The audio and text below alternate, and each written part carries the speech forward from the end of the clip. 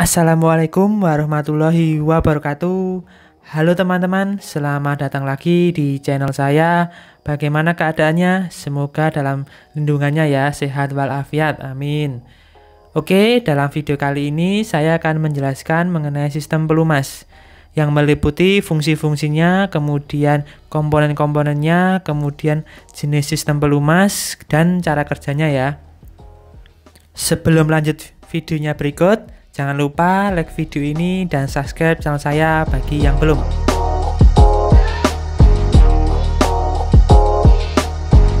Oke teman-teman, sebuah mesin terdiri dari bagian-bagian logam yang saling bergerak.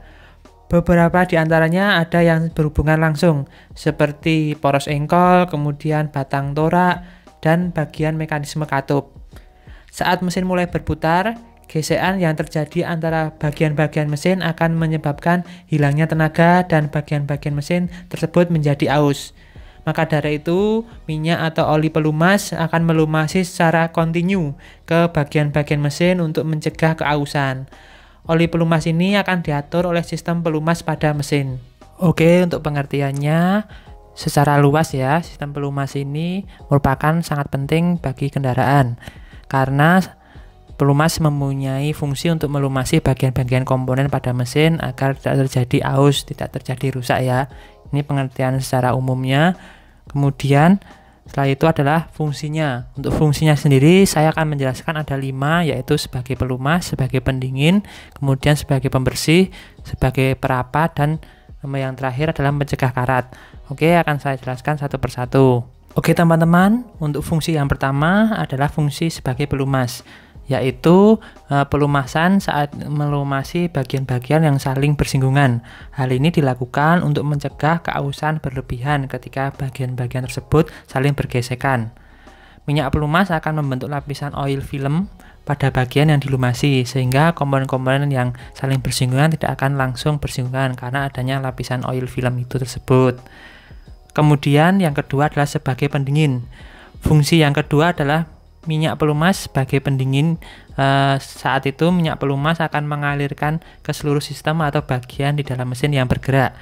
Komponen-komponen yang bergerak akan saling bergesekan dan menimbulkan panas ya. Minyak pelumas yang mengalir ke komponen tersebut akan menyerap panas yang ditimbulkan, sehingga minyak pelumas berfungsi sebagai pendingin komponen-komponen mesin. Oke, yang nomor 3 adalah sebagai pembersih. Komponen di dalam mesin kebanyakan terbuat dari bahan logam ya, sehingga bila komponen-komponen tersebut saling bergesekan, maka akan menimbulkan keausan.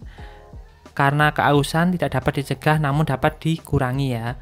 Keausan akan menyebabkan adanya bram-bram besi yang harus dibersihkan dari komponen yang saling bergesekan tersebut, agar tidak menyebabkan keausan yang berlebihan.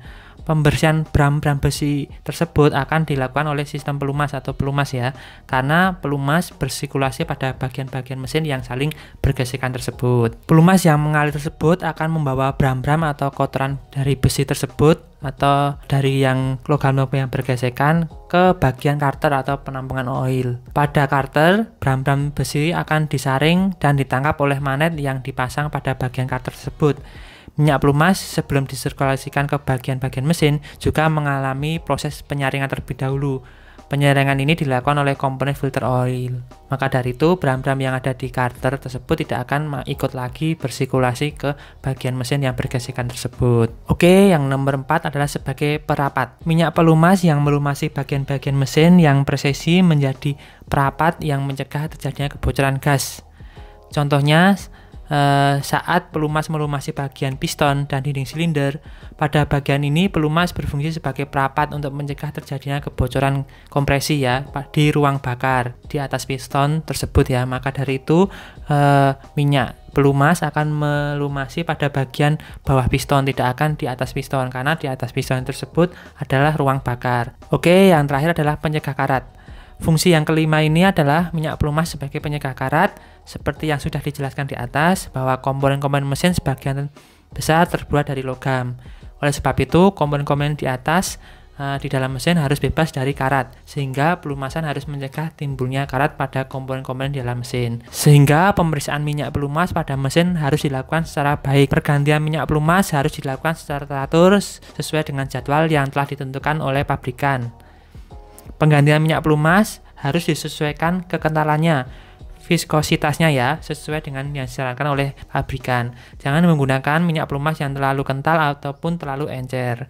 Dan jumlah minyak pelumas juga harus disesuaikan dengan jumlahnya, jangan terlalu banyak ataupun jangan terlalu sedikit. Maka dari itu, dari 5 fungsi tersebut, teman-teman harus tahu bagaimana penjadwalan penggantian minyak pelumas agar fungsi 5 tersebut bisa berjalan dengan baik. Oke teman-teman, untuk selanjutnya adalah komponen sistem pelumas. Untuk komponennya ada 1 sampai 10. Nah, saya akan menjelaskan satu persatu ya, secara singkat tetapi teman-teman akan paham. Oke.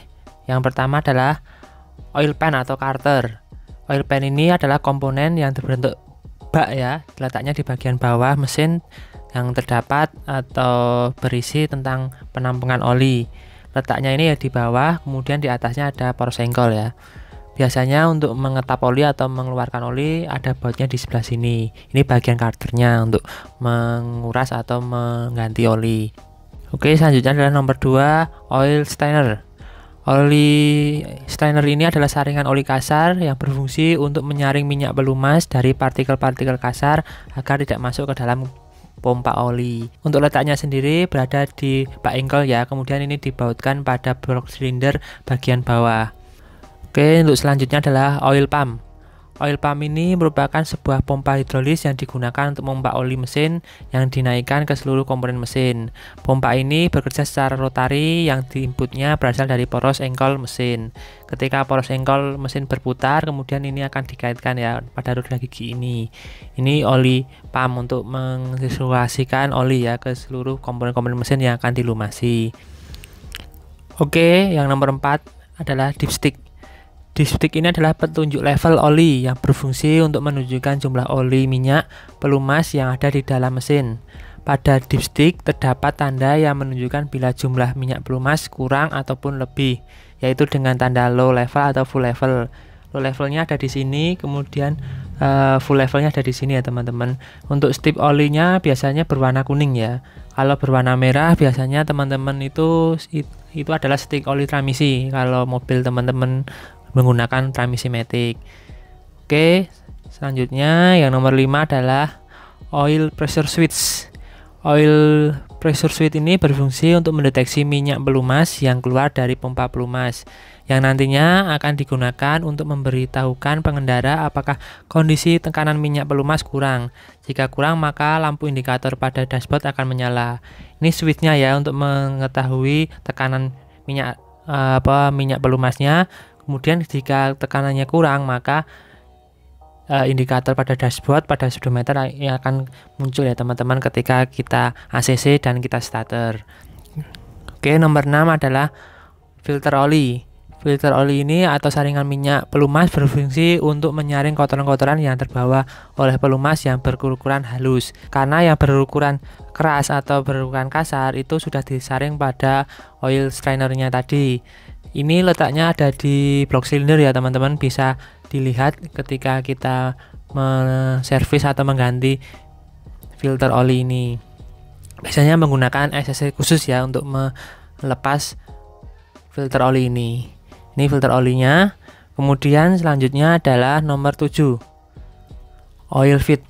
Oil feed ini merupakan jalur minyak pelumas yang mengalir di dalam mesin. Ini oil feednya ya teman-teman. Di sini ini jalurnya untuk mengalirkan ke camshaft, kemudian mengalirkan ke camshaft, kemudian mengalirkan bagian-bagian mesin, poros engkol dan lain sebagainya ya. Ini oil feed. Oke, selanjutnya adalah oil jet. Oil jet ini berfungsi untuk menyemprotkan minyak pelumas ya. Ini oil jetnya ini. Biasanya untuk ketika sudah dialirkan pada oil feednya tadi, dia akan masukkan oil jet untuk menyemprotkan minyak pelumasnya tadi dengan tekanan yang sudah ada diatur oleh oil pressure-nya tadi ya, switch-nya tadi. Oke teman-teman, yang nomor 9 adalah katup PCV. Katup PCV atau positive crankshaft ventilation berfungsi untuk menyalurkan blow by gas dari ruang crankcase untuk disalurkan kembali ke intake manifold. Ini ya salurannya. Ini ya dari ruang crankshaft ke ruang intake manifold ya. Ini salurannya seperti ini. Ini bentuknya apa namanya? PCV-nya ya teman-teman, katupnya. Ini bentuknya yang di dalam mesin. Daerah dengan intake manifold. Oke, selanjutnya adalah nomor 10, minyak pelumas. Oli atau lubrikan sebagai media pelumas ya, oli mesin haruslah memiliki daya lekat serta memiliki sifat yang licin. Selain itu, oli mesin juga harus memiliki ukuran partikel kecil dan tidak mudah menguap, karena oli harus bisa masuk ke celah-celah kecil untuk melapisi komponen mesin. Oli juga mempunyai batas untuk pergantiannya ya, karena kelama-kelamaan daya pendinginnya akan melemah dan oli akan encer. Maka dari itu teman-teman harus mengerti penggantian periodik pada oli. Oke, itu adalah komponen-komponen dari sistem pelumas. Ada 10 komponen ya teman-teman. Oke, selanjutnya adalah macam-macam cara kerja sistem pelumas. Untuk macam-macamnya sistem pelumas ada 3. Nanti saya jelaskan, ada model tekanan, model percikan, dan model kombinasi.